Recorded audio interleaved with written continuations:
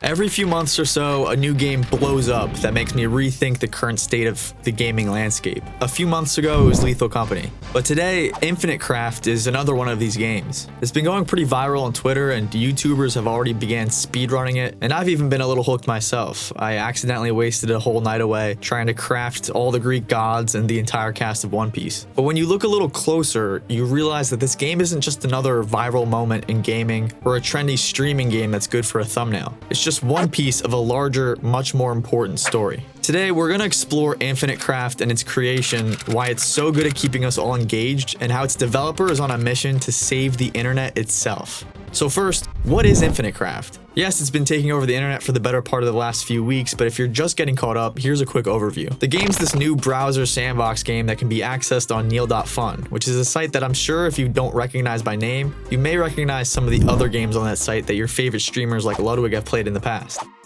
In Infinite Craft, you start with 4 elements: earth, wind, fire, and water. And from here, you combine the elements to make all sorts of different objects, and you can truly make whatever you want, going on and on, infinitely. So you combine 2 items to create a new item. Big whoop. On the surface, it sounds like the most simple game for cavemen. But here's the thing. That's kind of what makes it great.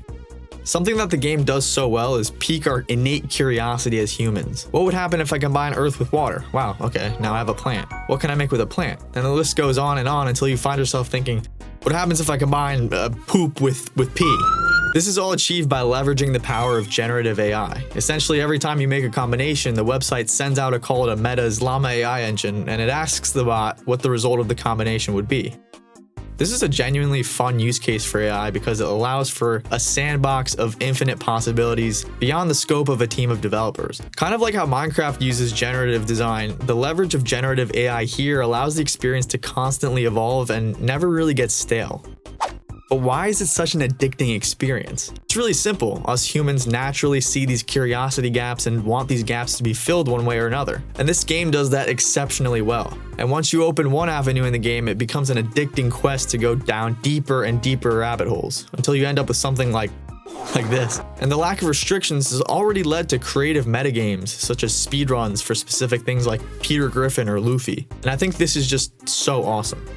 There's something really artistic and freeing about this game gaining popularity today too. Nowadays, especially when you think, video game, I bet your first thought is Elden Ring, Tears of the Kingdom, Baldur's Gate, the list goes on. And I'm in no way knocking any of these games, they're all absolutely incredible. But what happened to the appeal of simplicity? Gone are the days of booting up your internet browser and spending hours on flash game sites like addictinggames.com, coolmathgames, funbrain, etc. Or are they? I think the popularity of Infinite Craft goes to show that people today may be ready to welcome this style of gaming back with open arms. I remember when I was in high school, I would occasionally play a game extremely similar to Infinite Craft called Little Alchemy. To be completely honest, I'm not sure how popular this game was. I just remember it was one of the only non-blocked websites on my high school's Wi-Fi network, so I'd find myself playing often during the school day. That game was initially released in the 2010s, and I think it got a little drowned out amidst all the other good Flash games made at that time. Yes, I grew up kind of at the end of that era, but there wasn't really a lack of Flash games to play if you really wanted to do so. Now, however, almost 15 years after 2010, the gaming landscape has been absolutely devoid of anything in that boat. And people are ready to welcome back some playstyles that they were nostalgic for in their childhood and teenage years. And the funny thing is, this was the developer's plan all along. The creator of the game, Neal Agarwal, is kind of a genius. At the very least, the 25-year-old is nothing short of a web development wizard. And by looking deeper at his creations, you might notice he's something of an internet rebel leader as well. In a Business Insider interview last year, Agarwal reflected a lot on the motivations behind his creation. It reveals a lot about the philosophies and stylistic choices that you can see in these games. You see, Neal is just a year older than me, so I kind of relate to what he says a lot. He talks a lot about growing up at the tail end of a sort of golden age of the internet. If you were online before, say, 2013-ish, you can definitely understand too. There was a time when the internet was like the Wild West. Interesting things to see in every corner, built by people who had no interest in profits or notoriety.